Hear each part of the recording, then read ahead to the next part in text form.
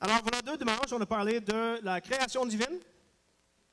Aujourd'hui, nous allons parler de la providence divine, des grands concepts. Et je vais vous dire tout de suite,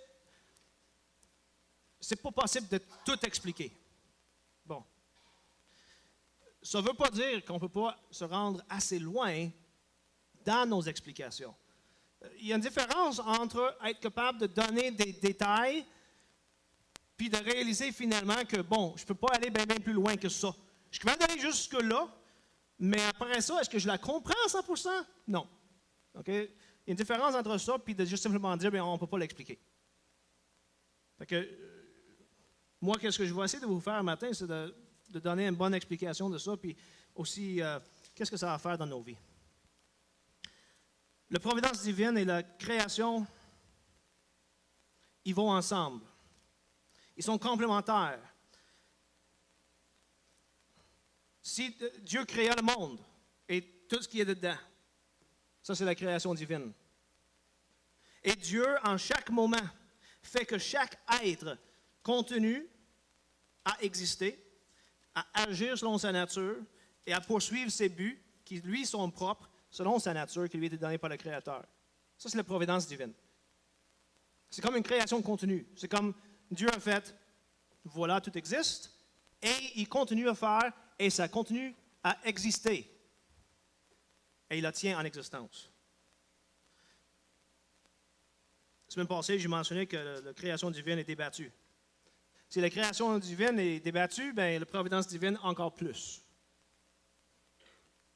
Mais c'est important de se reconnaître que si on croit que Dieu a créé le monde, alors il faut aussi affirmer et croire que Dieu est provident. Sinon, on tombe dans ce qu'on pourrait appeler le déisme. Le déisme est une approche philosophique à la question de Dieu, dans laquelle on dit, ben Dieu a tout créé, puis après ça, il a fait comme, vas-y, voyons voir qu'est-ce qui va se passer. Et il se retire, et il ne fait plus rien dans le monde.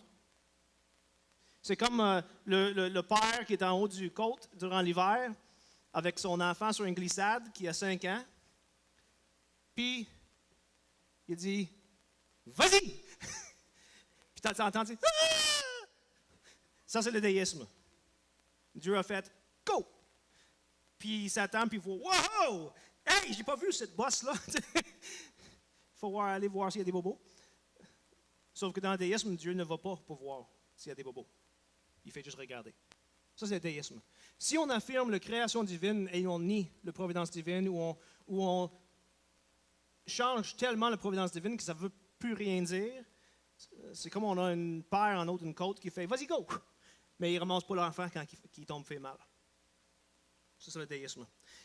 J'ai pensé à vous donner quelques images pour illustrer différentes approches à la providence divine. Donc, l'approche que je viens de vous mentionner, c'est un peu comme les quilles. En haut ici à gauche. On lance la balle, puis on attend en arrêt de la ligne pour voir qu'est-ce qui se passe. Puis, bon, tu sais, s'il y a quelqu'un qui tombe, tant mieux. Sinon, ben, on peut-être relancer une autre balle. Là, mais c'est ça, on ne fait rien. On donne l'énergie de départ, puis c'est tout. On voit ici en curling. Je ne sais pas si c'est curling en français, c'est curling en anglais. Ça, c'est un peu plus impliqué. Il y a plus d'implications dans le curling que dans les quilles. Vous voyez ce que je veux dire? Dans les quilles, on lance la balle puis on laisse aller. Dans le curling, je ne sais pas si vous avez jamais joué ça, c'est vraiment le fun. Si vous n'avez jamais joué ça, ben, il va falloir qu'on fasse une soirée ou une journée de ça. Tu lances le quille, puis tu le tiens. Puis à un moment donné, quand tu es arrivé à la vitesse appropriée, tu le laisses aller. Mais tu ne le laisses pas aller pour whatever. C'est parce que ton équipe est rendue là-bas, puis ton équipe va diriger le pierre pour le rendre où ce qu'il le veut. Pas sûr, hein? Donc, pas mal plus d'implications ici. Une autre possibilité, vous voyez en bas ici une petite marionnette.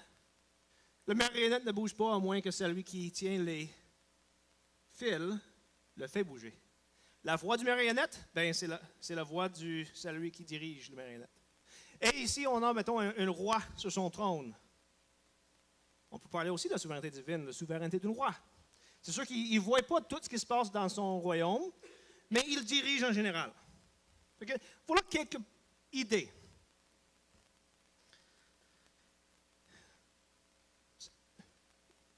les idées que je donne ici, ça simplifie un peu le sujet. La dernière fois que Will Pugh a prêché, il a souligné qu'il y a peut-être quelques sujets qui sont compliqués quand on arrive à la providence divine. Pour avoir une bonne compréhension de la providence divine, il faut aussi savoir de quoi on parle. Peut-être pas obligé de la comprendre à 100%, mais il faut avoir une idée de quoi on parle quand on parle de l'éternité divine, l'immuabilité divine, l'impassibilité divine, l'omniscience, l'omnipuissance et la bonté divine. Chacun de ces attributs divins rentre en compte quand on parle de la providence divine. Si tu n'as pas bien saisi ces termes-là, je me suis désolé, mais tu ne comprendras pas non plus la providence divine. Ou ta compréhension ne serait pas correcte. Il va être déficient. Mais pour comprendre ces attributs divins, il faut aller plus loin. Pour comprendre qu'est-ce qu'on va dire quand on parle de l'éternité divine, il faut savoir qu'est-ce que le temps. Si tu veux savoir qu'est-ce que l'immuabilité divine, il faut savoir qu'est-ce que le changement. Si tu veux savoir qu'est-ce que l'impassibilité divine, il faut savoir c'est quoi une passion, une émotion. Ça ne sert à rien de nier de Dieu quelque chose si tu ne sais pas qu'est-ce que tu es en train de nier de lui. Vous voyez un peu ce que je veux dire? L'éternité, c'est la négation du temps de Dieu. Mais qu'est-ce que le temps? OK? Fait que vous voyez, là, ça devient compliqué assez rapidement. Inquiétez-vous pas, je ne saute pas dans tout ça aujourd'hui, quoique c'est assez fun.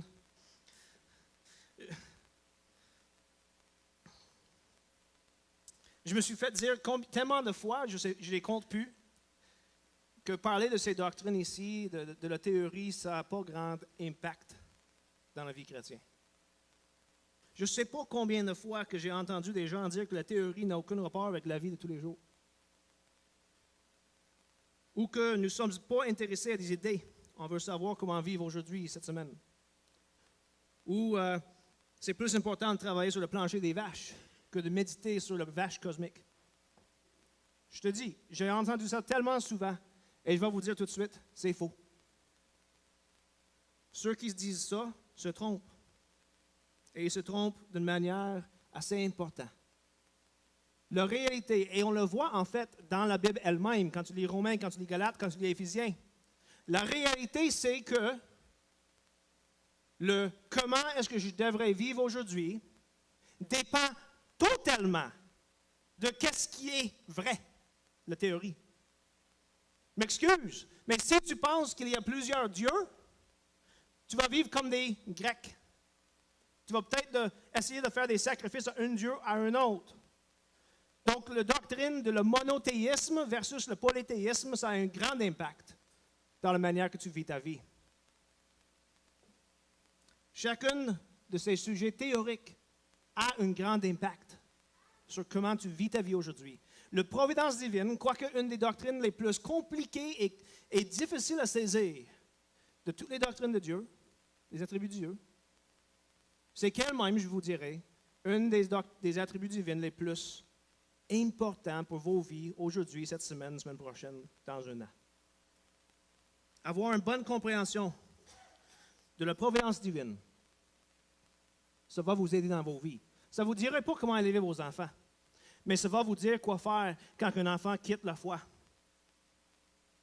Ça ne vous dirait pas comment traiter ta femme ou ton boss demain, mais ça va vous dire quoi faire quand ton boss te traite mal ou que ta femme te quitte. Comprenez?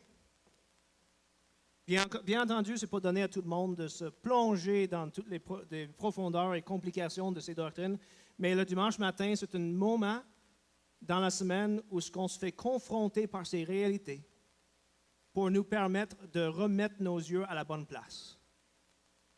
Et si on sort d'ici seulement avec l'idée que, bon, Dieu est immense, je ne comprends rien, bien déjà, on a corrigé le tir. Parce que si tu penses comprendre Dieu tellement, peut-être que tu as le mauvais Dieu.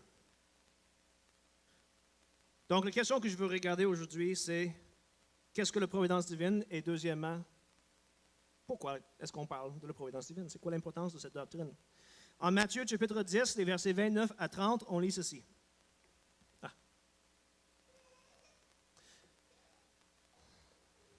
Ne vend-on pas 2 moineaux pour 1 sou?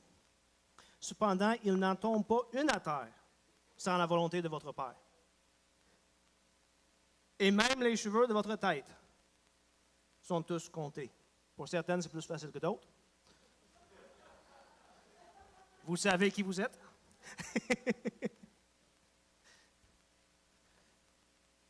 Quand tu as des cheveux longs, tu réalises qu'il y a beaucoup de cheveux qui tombent tout le temps. C'est incroyable. Mais il dit ici, chacun de vos cheveux sont comptés. Là, parlons de qu'est-ce que la providence divine. Bon, comme j'ai suggéré dans l'introduction, il y a plusieurs options. Je vais vous expliquer ça rapidement. Et quand je dis rapidement, je vais essayer de faire dans à peu près 5 à 10 minutes qu'est-ce que ça prendrait 2, 3, 4, 5 cours à faire comme il faut. Donc, ça se peut que je passe rapidement sur des sujets qu'on devrait regarder plus en profondeur, mais je m'excuse. L'arménianisme classique, ou qu'est-ce qu'on appelle le préséance simple, c'est une approche à ce sujet. C'est celui que je vous représente un peu avec le curling ou un télescope. Je vais vous expliquer pourquoi. Dans la préséance simple, on affirme sans équivoque que Dieu est absolument souverain. OK?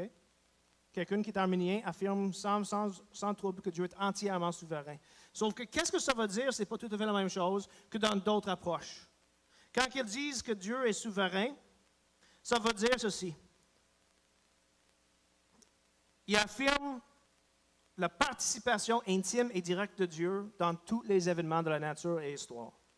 Dieu gouverne l'univers entier et toute l'histoire. Il n'y a rien de tout qui peut arriver sans la permission de Dieu. Et beaucoup de choses sont spécifiquement et directement contrôlées et causées par Dieu. Notez la nuance. Il n'y a rien qui arrive sans la permission divine. Et il y a certaines choses, le mot « beaucoup » là, signifie que ce n'est pas tout, donc il y a certaines choses qui sont directement sous son influence. Il fait que telle chose arrive. Le reste, il le permet d'arriver. OK? Vous voyez la nuance là? C'est ça qu'on va dire par la souveraineté divine dans la position arménienne. C'est un peu comme une jeu de curling. Dieu est en contrôle d'une certaine quantité de choses. Il y a certaines choses qu'il laisse arriver.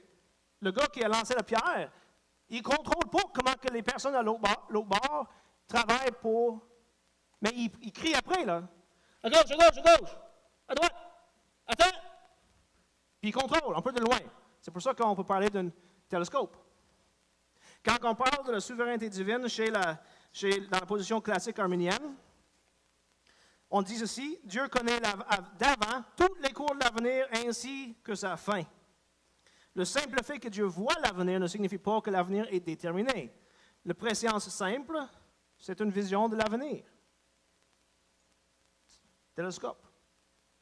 D'un certain sens, nous avons tous une vision de l'avenir. Tu sais, on a tous des plans pour demain, on a tous des plans pour cette semaine. Puis, on voit, préscience, d'un certain sens, toutes les choses, si toutes les pierres tombent en bonne place, bien, ce qu'on a prévu va arriver. N'est-ce pas? On peut voir des fois d'autres personnes faire des choses. On peut voir des décisions que prennent d'autres personnes. Puis on peut dire, avec à peu près 80 à 90 de certitude, que bon, si cette personne continue dans la direction qu'il prend, telle chose va arriver. Puis des fois, là, je vais vous dire, le plus que tu es vieux, le plus que ton pourcentage monte. Parce que le plus que tu as d'âge, le plus que tu as d'expérience que tu as à voir des personnes prendre ce genre de décision, pour en fin de compte dire, ben c'est pas, c'est arrivé. Bon, OK. Deuxième fois, OK. Tu sais, c'est comme avec les enfants, dans un sens, quand tu es parent, là, puis tu vois un enfant qui court, puis tu vois qu'il tourne le coin, puis tu es en bas, bien, tu sais qu'est-ce qui va arriver, en partie parce que tu l'as déjà fait, parce que tu as vu d'autres personnes faire, puis tu sais que, bon, il tourne le coin, il va déraper, tac. OK? Ça, c'est un peu comme la préséance.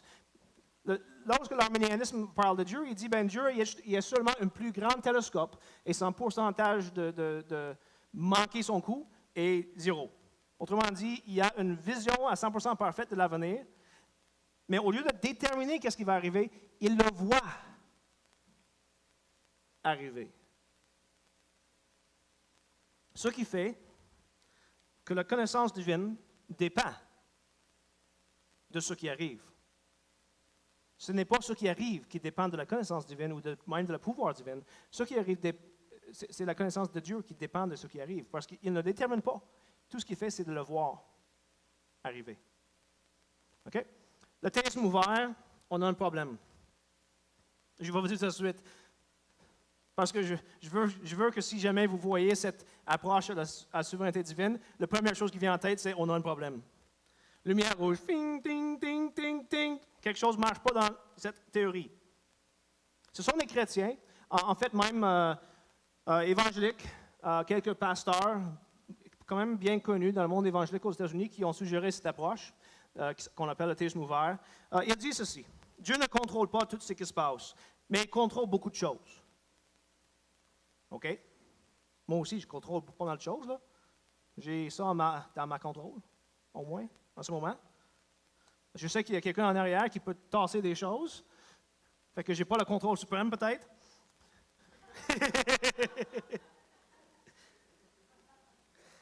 Le contrôle divin consiste, selon cette approche, à créer ce monde, à nous créer et nous libérer dans ce monde et de garantir une fin heureuse. Ça semble pas mal à jouer au quai. Un de ses auteurs dit ceci: Dieu a souverainement établi un type de monde dans lequel Dieu met en place les structures générales ou un cadre global de sens et permet aux créatures un choix significatif sur comment les choses vont tourner exactement. Dieu désire avoir une relation d'amour avec sa création et donc décide de lui accorder la liberté d'entrer dans une relation de donner et prendre avec lui. Puisque Dieu gère l'ensemble du projet, Dieu prend des risques dans la gouvernance du monde. Dans cette approche à la providence divine, Dieu n'a pas de contrôle sur ce qui se passe. En fait, un des pasteurs qui suggère cette approche dit qu'il préfère ça parce que quand il y a une femme qui vient le voir après avoir été violée, il est capable de dire à la femme: Dieu ne savait pas que ça allait arriver. Il n'a pas pu rien faire pour l'empêcher. Mais tu sais quoi? Il est capable de faire quelque chose de bien qui sort de là. Tu sais, c'est comme, d'un certain sens, ça fait que je suis plus puissant que Dieu, en fait. Parce que moi, j'aurais pu être sur le bâtiment où ce qui est tout allé, et je vois la femme qui rentre, puis je vois un type de l'autre bord qui n'a pas l'air d'avoir des bonnes idées. Puis je vois qu'il s'approche. Ça ne prend pas tant d'intelligence que ça de dire le gars n'a pas de bonnes intentions. Puis la fille aurait peut-être dû prendre une autre direction. Fait que déjà, je peux voir avant qu'est-ce qui va se passer. Donc déjà, j'ai plus de connaissances que Dieu, selon le théisme ouvert. Mais plus de ça, je suis capable de faire quelque chose. Je pourrais dire: Hey! Hey! Check le gars qui s'en vient, là. Je te suggère d'aller par là-bas. Puis si je suis vraiment bien voulant et bienveillant, je pourrais peut-être même commencer à lancer des roches ou quelque chose. Tu sais, prendre une brique, lance une brique au gars là, pour essayer de lui faire peur pour qu'il s'en aille. Tu sais, donc, je peux faire plus que Dieu. Je peux faire plus que Dieu si Dieu est, comme on décrit dans le théisme ouvert. OK? Une autre approche qui est un peu plus complexe, mais ça vaut la peine de l'expliquer parce que c'est dans le rangé des possibilités. C'est ce qu'on appelle le moïnisme. C'est nommé pour Louis de Molina, un théologien fin de Moyen-Âge, qui a essayé d'expliquer comment que Dieu peut être entièrement souverain, provident, mais que l'homme peut être aussi libre dans ses choix. C'est pas facile comme question, c'est difficile. Et donc, lui, il va dire ceci. Il va dire: Dieu est entièrement souverain. Le contrôle divin sur tout ce qui se produit, c'est avec à la fois la préscience et la connaissance de tout ce qui peut arriver à des créatures libres, sont des éléments non négociables en bonne doctrine de la providence divine. Dieu doit connaître tout, y compris la décision de prendre du café ou de ne pas prendre du café que tu as pris ce matin. Dieu le savait avant. Hier soir, on pourrait dire, Dieu savait qu'un matin, j'allais porter des guigounes et des shorts malgré la pluie. Dieu le savait. Et ça, ils vont dire, c'est quelque chose que tu dois absolument affirmer. La deuxième chose qu'il faut affirmer selon le moïnisme, c'est que tout le monde est absolument libre. il n'y a rien qui détermine notre choix. Là, il semblerait avoir un problème. Si Dieu sait d'avance ce que je vais faire et il ne peut pas se tromper, comment est-ce que je peux être vraiment libre? Parce qu'il savait déjà que j'allais faire ça. Vous voyez un peu le problème, j'espère? Le monisme va dire ceci. Et je vous donne l'illustration tout de suite, ça va vous aider à comprendre, je pense. Ça, c'est un magasin de bonbons. OK? Fait qu'imaginez, je rentre dans le magasin avec Willy Boy. Certaines connaissent Willy Boy. Puis je dis à William, un. Je peux-tu avoir 2, 3? Un.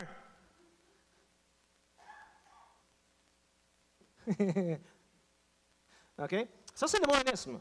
Selon le monisme, il y a plusieurs possibilités pour qu'est-ce qui pourrait arriver. Dans la philosophie, on appelle ça des mondes possibles. Des mondes possibles, ils diffèrent chacune l'une de l'autre. Fait que dans ce monde possible, moi, je porte des gougounes avec des shorts noirs. Dans un autre monde possible, je porte des gougounes avec des shorts blancs. Dans un autre monde possible, je porte des gougounes avec des jeans et avec un T-shirt.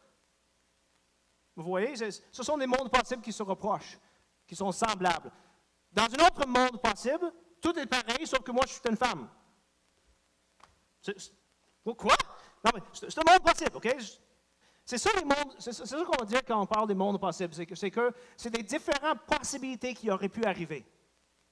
C'est vraiment ça. Fait que tu regardes qu'est-ce qui s'est passé dans ta vie, puis des fois, je ne sais pas si vous faites ça, moi, des fois, je me demande, qu'est-ce qui aurait été arrivé si j'aurais pris telle décision au lieu de telle décision? Bon, dans la philosophie, on dit, si tu aurais pris telle décision, ça, on peut parler d'un autre monde, un autre monde possible. Parce que si tu aurais fait ça, telle chose aurait été arrivée, telle chose, OK? S'il aurait pris une Kit Kat, au lieu d'une suçon, il aurait eu l'opportunité de goûter du chocolat, au lieu d'une chimique colorée, vous comprenez, sucrée. OK? Ça, c'est des mondes possibles. Et donc, l'idée ici, pour le monisme, c'est que Dieu, il voit toutes les possibilités de choix de chaque individu qui pourrait exister, point. T'sais, on parle des normes, là. Puis là, qu'est-ce que Dieu fait? C'est que, bon, dans tel monde possible, voyant tous les choix que les gens prennent, puis je compare avec les autres, celui-là semble avoir le moins de dégâts. Donc, je vais choisir ce monde possible. Et je vais faire que c'est ça qui arrive. Donc, selon le monisme, c'est que Dieu va littéralement dire, tu es libre dans tous tes choix, mais je choisis le monde dans lequel tu choisis toutes ces choses-là. Donc, tu as choisi librement, mais Dieu a déterminé tous les choix. Je comprends, c'est un peu flyé. Ce n'est pas tout le monde qui adhère à ça non plus. C'est une approche. Et effectivement, c'est plus compliqué, c'est pour ça que c'est moins répandu. Okay? Ça devient assez compliqué assez vite. Mais il fallait que je le mentionne juste parce que je voulais mettre une photo d'un garçon en train de choisir des bonbons. Donc, une autre approche que je n'irai pas en trop de détails, c'est ce que j'appelle le calvinisme stoïque. J'ajoute le stoïque là-dessus parce que dans le stoïcisme, on parle d'un déterminisme absolu. Tu n'as pas de choix dans le déterminisme fataliste. Okay? Et il y a une forme de calvinisme qui prend le fatalisme à un extrême où il enlève le choix humain. Il n'y a plus de choix humain parce que Dieu détermine tout. Dans cette approche-là, ça a l'air un peu comme ça, une marionnette. Sauf que je n'ai pas pu trouver une photo de ça. J'aurais peut-être pu mettre une photo d'une de ces balayeuses qui se dirige automatiquement. C'est préprogrammé. Fait que tu as l'impression que c'est libre, mais c'est juste une impression. Parce que c'est préprogrammé pour suivre la route que ça fait. Pour, quand ça arrive à un mur, ben ça toque OK, puis ça s'en va de l'autre côté, ça arrive à une place où il y a une marche, hop, ça recule. C'est tout préprogrammé. Donc, ce n'est pas vraiment libre. C'est juste que ça a l'air d'être libre. Parlons maintenant de ce qu'on doit comprendre quand on parle de la souveraineté divine ou la providence divine. Vous ne serez peut-être pas étonné que je vais vous tout de suite citer Thomas d'Aquin. Ça, c'est une partie de la citation que je vous donne. Il faut, dit Thomas d'Aquin, il y a nécessité d'attribuer à Dieu la providence. En effet, tout le bien qui est dans les choses a été créé par Dieu. Le bien se montre dans les choses non seulement quant à leur substance, mais quant à leur orientation vers les fins. Tout dans les choses que Dieu a données provient de lui.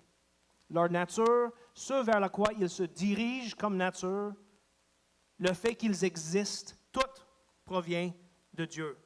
Et puisque Dieu est cause de ces choses par son intelligence, de telle sorte que l'idée de chacun de ses effets doit nécessairement préexister en lui, un peu comme on a certaines personnes ici qui sont des personnes qui font des fabrications de choses.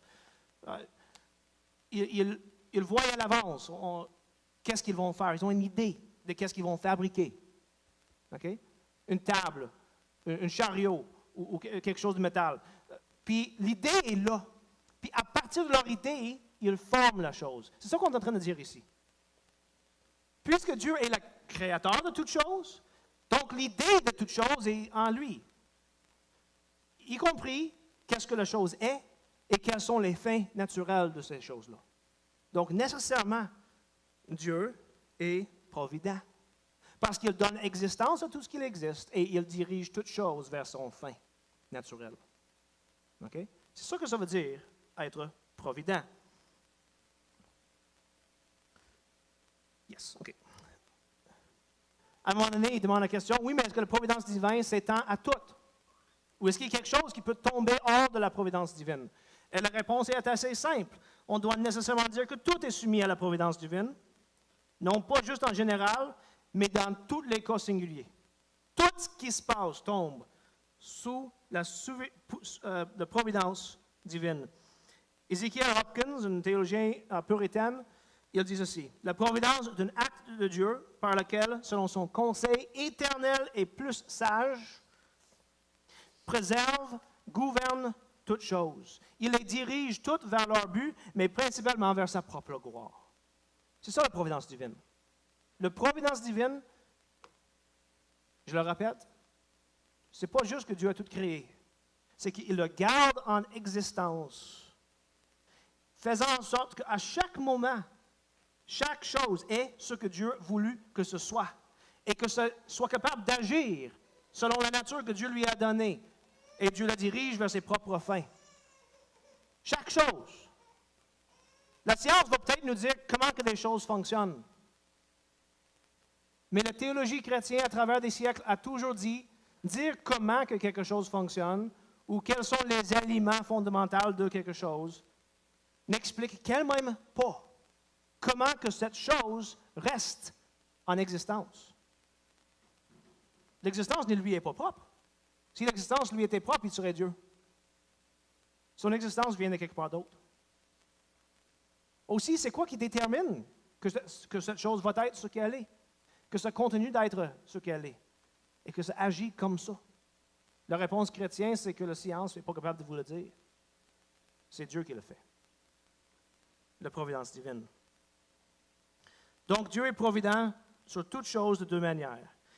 Il donne leur existence et il les gouverne, s'assurant que chaque chose agisse selon sa nature, donc les êtres humains de manière rationnelle et voulant, et qu'on se dirige tous vers ce pourquoi nous étions créés. Et c'est intéressant à remarquer que même nous autres, nous avons une certaine providence. Ça fait bizarre, hein, parce qu'on dit, quand on parle de providence, on parle quasiment juste de Dieu tout le temps. Mais on peut parler d'une providence humaine. La providence concerne seulement la connaissance qui concerne les moyens d'atteindre des fins et dans la mesure où ces moyens sont ordonnés aux fins. La providence inclut également le pouvoir d'exécution. Les êtres humains sont capables non seulement de choisir qu'est-ce qu'on veut faire, de créer cette chose, mais aussi de faire en sorte que ça fonctionne comme c'est supposé de fonctionner. On est capable. Et tous ceux qui savent construire quelque chose, c'est de quoi je parle. Bâtir une table. On est capable de la concevoir. Qu'est-ce que c'est? On est capable de la bâtir, plus ou moins, comme l'idée qu'on a dans notre tête. On est capable de s'assurer que ça va servir à ses fins. On connaît des gens qui bâtissent des tables, qui bâtissent des portes, etc. Donc, il y a une certaine providence humaine. On comprend les notions. Mais la providence humaine n'est pas du tout comme la providence divine. Nous, le contrôle qu'on a, c'est sur peu de choses. La providence divine s'étend sur tout. Tout ce qui est à lui. Ce qui veut dire, si on a raison quand on parle de la création divine, c'est tout. Tout. Everything. Il n'y a rien qui sort ou s'échappe à sa providence.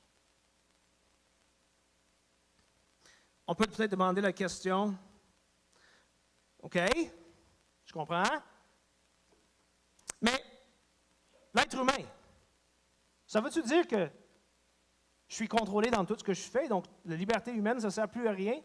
Thomas d'Aquin et en fait dans la Confession baptiste de Londres, qu'on regarde, on affirme que, je vais dire, c'est une citation ici, notre choix n'est pas déterminé par une providence divine, comme le sont les actes de ces êtres qui ne possèdent pas la liberté, comme les animaux, des roches, des arbres, etc. En effet, Dieu donne providence à l'être humain sur ses propres actes. La providence de l'homme sur ses actes, cependant, n'exclut pas la providence de Dieu. On peut dire ça de même. Quand Will a parlé, je vous ai donné l'exemple d'un gâteau à 2 niveaux. À chaque tranche que tu donnes, à moins d'être vraiment mauvaise à servir un gâteau, tu sers les 2 niveaux. En fait, même si tu n'es pas bon à servir le gâteau, à chaque fois que tu coupes le gâteau, à moins de le faire vraiment par exprès, là, tu coupes à travers 2 niveaux. Vous voyez ce que je veux dire? Dans la conception biblique, et je vous suggère la conception chrétienne de la providence humaine, de la providence divine, chaque chose qui se passe dans le monde créé a à la fois l'action divine, première tranche, et l'action humaine, ou l'action de l'autre chose qui agisse. Tu ne peux pas avoir rien qui se passe dans le monde dans lequel on vit sans que Dieu t'entraîne aussi d'agir. Dieu agit en chaque chose. Mais il fait que chaque chose agit selon sa nature. Donc, on revient à la providence humaine. On est capable de regarder des choses, choisir nos fins, nos buts, et d'agir pour atteindre ces buts, n'est-ce pas? C'est Dieu qui fait en sorte qu'on agit de même. Et c'est lorsqu'il rentre dans le compte, qu'est-ce qu'on appelle, dans la Confession baptiste de Londres, des causes secondes. Des choses qui sont capables de causer des choses, tout en dépendant pour leur capacité de causer sur Dieu. Bon, je pense que j'ai sauté par-dessus cette slide de cette section-là. Voilà, je vais vous lire dans la Confession baptiste de Londres. Ça dit ici, par rapport à la préséance et au décret de Dieu, la cause première, toutes choses arrivent immuablement et infailliblement, de sorte que rien n'arrive par hasard ou en dehors de sa providence. Par la même providence, cependant, Dieu leur ordonne de se produire selon la nature de cause seconde, que ce soit nécessairement librement ou de façon contingente. Donc, on agit librement selon l'ordonnance divine. Ça sonne bizarre de dire ça de même. Dieu ordonne que chaque action qu'on fait est faite librement. Donc, nous sommes réellement responsables de nos actions. Mais on ne peut pas les faire sans que Dieu dise que ça se passe. La connaissance de Dieu n'est pas dépendante sur les choses. Au contraire, toute chose est dépendante de la connaissance divine. Bon. Will avait dit que j'allais demander la question, le problème du mal. Où est-ce que ça rentre dedans? Parce qu'on dirait que finalement, Dieu ordonne le mal. Si tout arrive par son ordonnance. Je trouve intéressant la citation de Thomas d'Aquin sur ce sujet. Il n'y a aucun doute que dans toutes ces choses bonnes et mauvaises, tout ce qui arrive, que ce soit bon ou mal, touchant les justes et les méchants, il existe un plan bien conçu selon lequel la providence de Dieu dirige toutes choses. Et là, il va donner un exemple. Oh, excuse-moi. C'est parce que nous ne connaissons pas ces raisons que nous pensons que beaucoup de choses se passent sans ordre ou sans plan. L'exemple, nous sommes comme un homme qui pénètre dans un atelier de menuiserie et pense qu'il existe une multiplication inutile d'outils.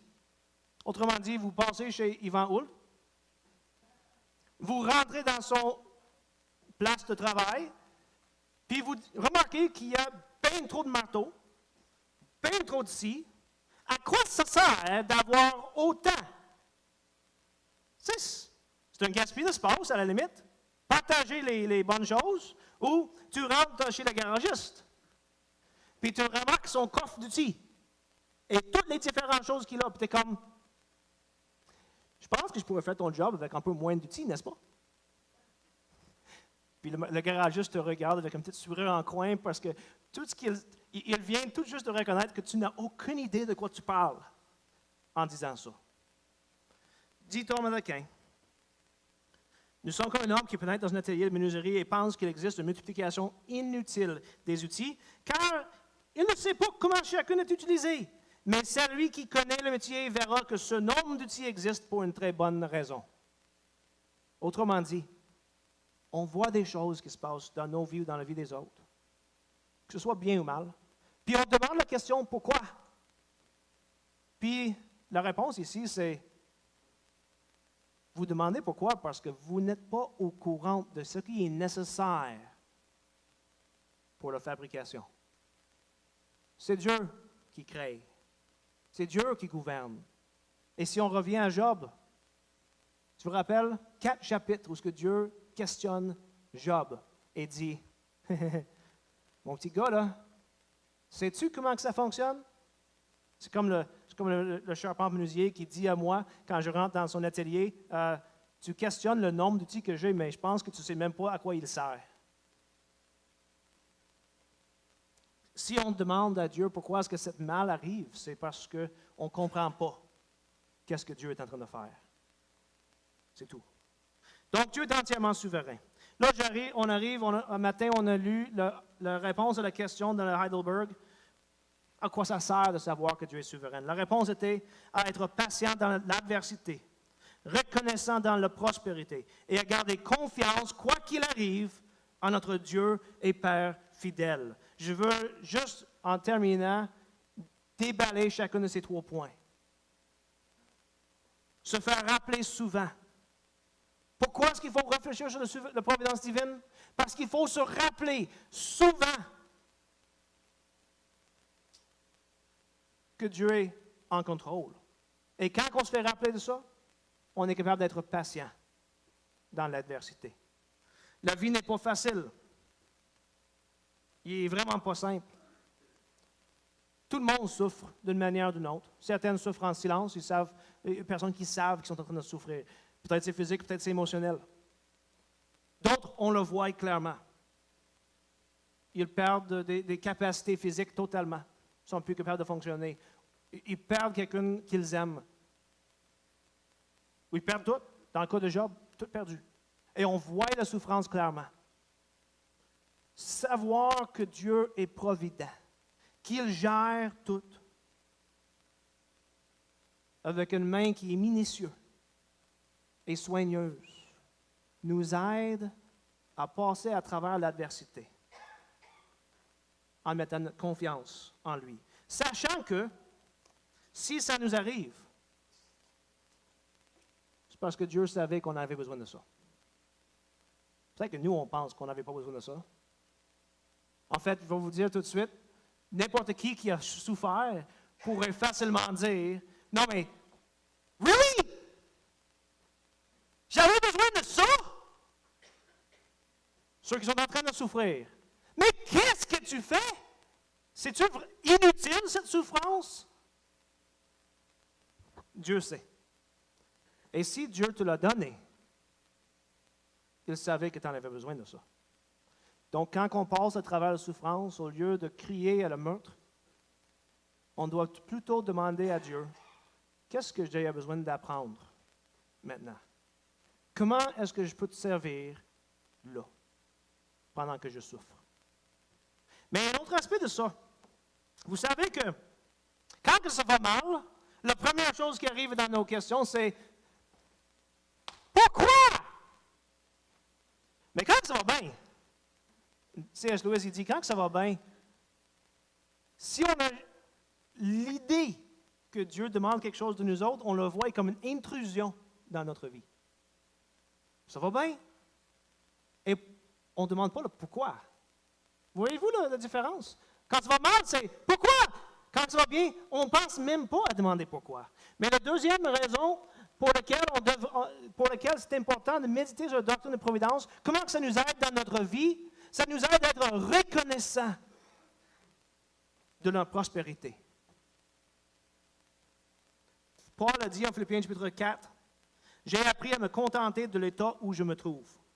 Je sais vivre dans l'humiliation et je sais vivre dans l'abondance. En tout et partout, j'ai appris à être rassasié et à avoir faim.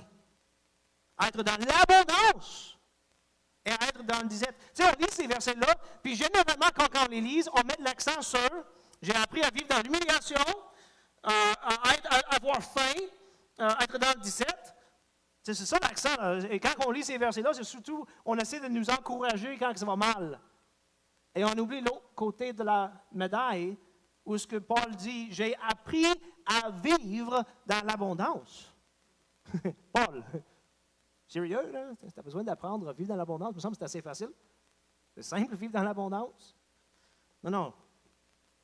Quand on comprend que Dieu est provident, et que tout d'un coup, des choses vont bien, et, mettons, l'argent commence à rentrer, et la santé va bien, et on a des succès, et on reçoit une augmentation de salaire, on pourrait peut-être réellement demander la question pourquoi. Mais on comprend, parce qu'on a déjà vécu avec la souffrance, on comprend que demander pourquoi ça ne sert à rien, parce qu'on ne pourrait pas le comprendre de toute manière. Mais quand on est dans l'abondance, notre question devrait être, OK, Dieu, tu m'as béni d'une manière que je ne m'attendais pas, que je ne méritais pas.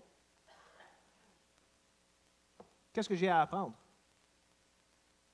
dans cette abondance?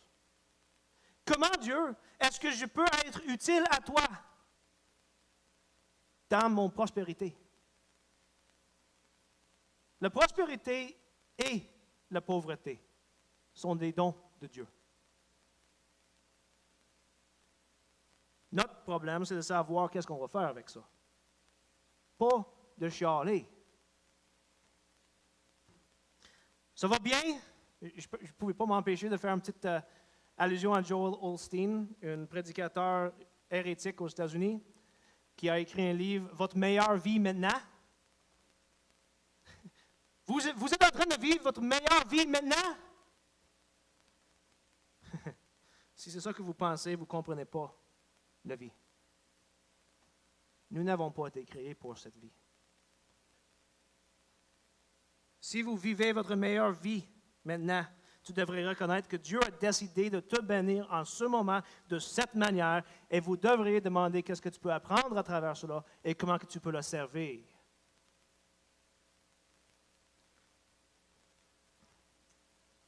Contre Joel Osteen, la meilleure vie terrestre que tu pourrais vivre n'est rien à côté de la vie éternelle. C'est rien.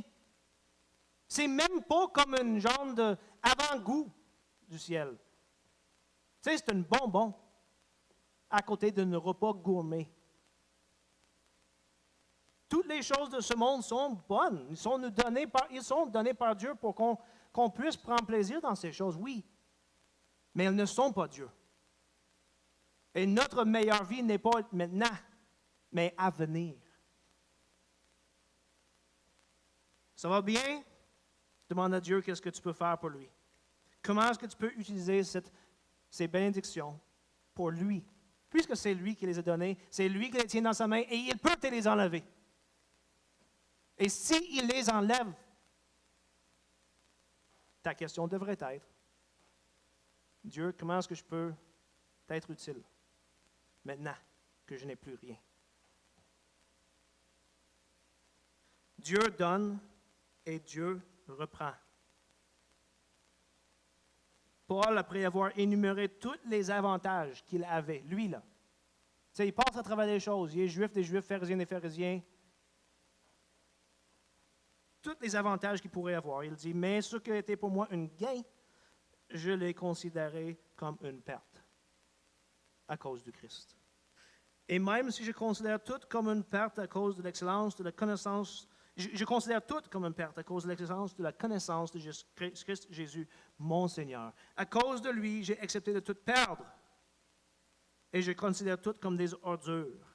On n'est tellement pas de même. Hein? C'est pour ça que je trouve intéressant dans l'Apocalypse que les rues dans le ciel sont de l'or. C'est tellement précieux pour nous autres, l'or, là. On les met dans nos bijoux, on le met autour de nos cous, on se décore et on veut décorer nos bâtiments avec ça. Et pourtant, Dieu dit que ça ne sert à rien que de marcher dessus. Pensez-vous que nos priorités sont à la mauvaise place? Donc, reconnaître la providence divine nous aide à toujours être reconnaissants. Qu'on soit dans la prospérité ou dans la pauvreté, que tout vient de Dieu. Finalement, j'ai deux autres choses. Troisièmement, à garder confiance en Dieu, quoi qu'il arrive. David Hume a dit, si Dieu est omnibienveillant, tout puissant et tout connaissant, alors il veut le bien de tout le monde, il sait comment l'atteindre et il est capable. Mais il existe le mal dans le monde, donc un Dieu omnibienveillant, tout connaissant et tout puissant ne doit pas exister. Ça, c'est l'argument classique à partir du mal pour démontrer la non-existence de Dieu. J'aime bien, honnêtement, cet argument, parce que les trois premières prémices sont vraies. Si Dieu est bon, et il est la bonté absolue et ultime, alors il veut ce qui est meilleur pour tout ce qu'il a créé. OK? Sur ça, on est d'accord. Si Dieu est tout connaissant et sage, alors il sait ce que chacune de ses créatures a besoin. Et là, vous voyez tout de suite, on commence à dévier David Hume. David Hume disait, si Dieu est tout connaissant et sage, il sait comment éliminer le mal. Le christianisme enseigne plutôt que si Dieu est tout connaissant et sage, il sait ce que chacune de ses créatures a besoin et il sait comment le donner. Ça se peut que ça implique la souffrance. Parfois, on a besoin de souffrance, même si on ne le veut pas.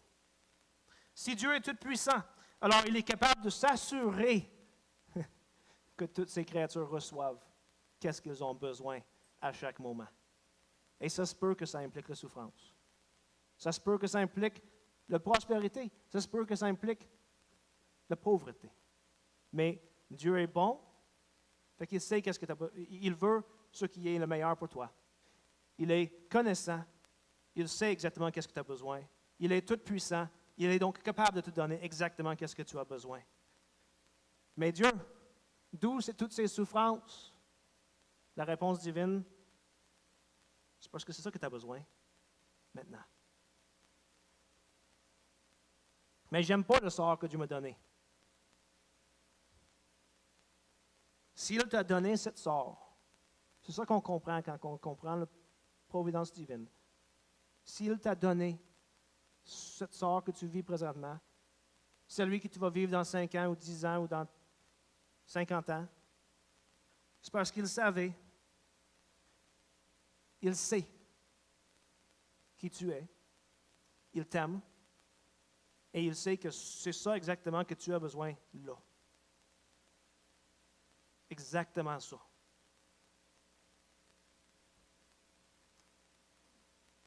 Dieu nous donne en chaque moment exactement ce qui est le meilleur pour nous, même quand on a l'impression de souffrir. Et vous savez quoi? Ce qui est intéressant, c'est qu'on peut aujourd'hui déjà commencer à goûter la bonté divine, même dans notre souffrance. Reconnaître la providence divine, même dans la souffrance, est un avant-goût de la bonté divine. De reconnaître que c'est lui qui m'a donné tout. Autant le bien que le mal. C'est nous le problème ici. Pas Dieu. La confession de Baptiste de Londres dit « La toute-puissance de Dieu, sa sagesse insondable et sa bonté infinie se manifestent dans sa providence, de sorte que son conseil déterminé s'étend même jusqu'à la première chute et à toutes les autres actions coupables des anges et des hommes. Et cela non en les permettant seulement, mais il les tient en bride selon sa très grande sagesse et puissance. Les ordonne et les gouverne de multiples façons, à ses fins, qui sont très saintes. Cependant, il le fait de manière à ce que le caractère pécheur des actes vient seulement des créatures et non de lui, qui est très saint et très juste, et qui ne peut être ni l'auteur de péché, ni approuver aucun péché. Ça revient à ce qu'on a dit tantôt. Il nous a créés et il nous tient en existence, il nous laisse agir. Il nous fait agir. Et quand on pêche, quand on court vers le péché, ce n'est pas lui qui nous oblige à faire ça. C'est nous qui détournons de sa bonté. C'est la race humaine qui se détourne de Dieu et qui a rejeté sa bonté. Dieu voulait nous donner une Porsche 911, puis on a préféré jouer avec notre tricycle rouillé dans l'entrée. Il voulait nous bénir avec une baraque, et on préfère notre petite maison dans les arbres.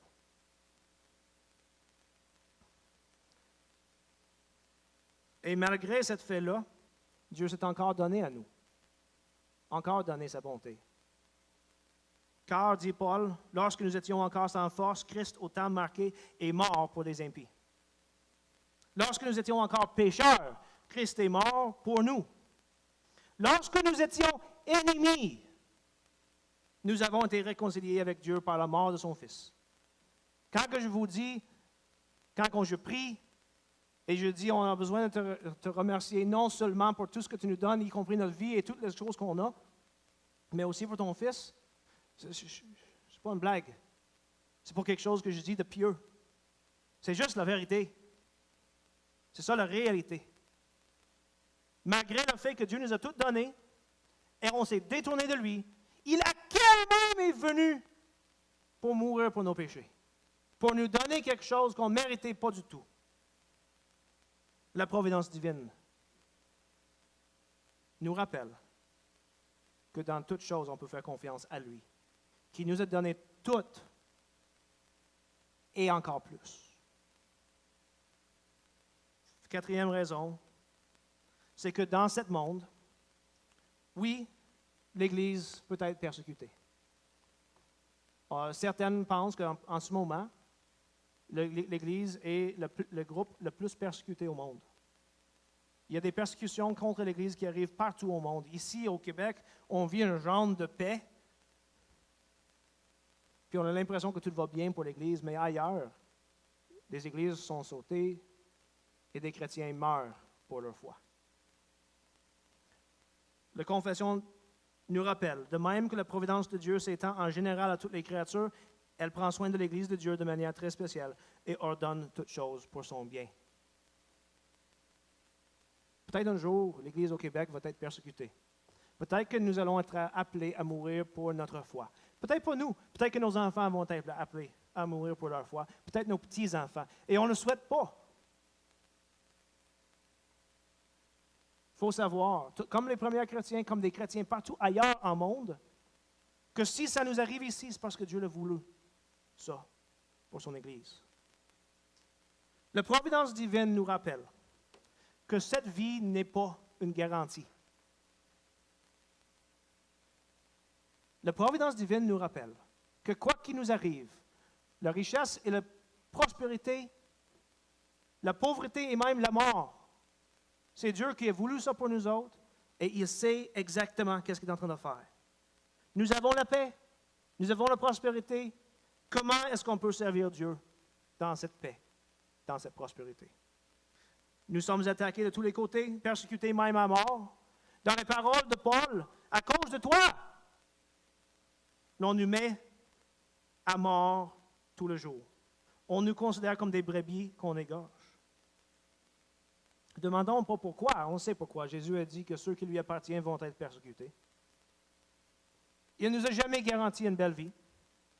Ça ne fait pas partie de son du christianisme. Au contraire, le christianisme nous dit, peu importe qu'est-ce qui arrive, c'est Dieu qui l'a voulu. Mais ça nous enseigne ceci, Romains chapitre 8. Dans toutes ces choses, nous sommes plus que vainqueurs par celui qui nous a aimés. Malgré tout ce qu'on peut vivre, la tribulation ou l'angoisse, la persécution ou la faim, ou le dénuement, ou le péril, ou l'épée. Romains chapitre 8, 35. Dieu est souverain. Il gouverne. Il est assis sur son trône, en train de gouverner toutes choses. Donc, dans toutes ces choses, nous sommes plus que vainqueurs par celui qui nous a aimés. Prions.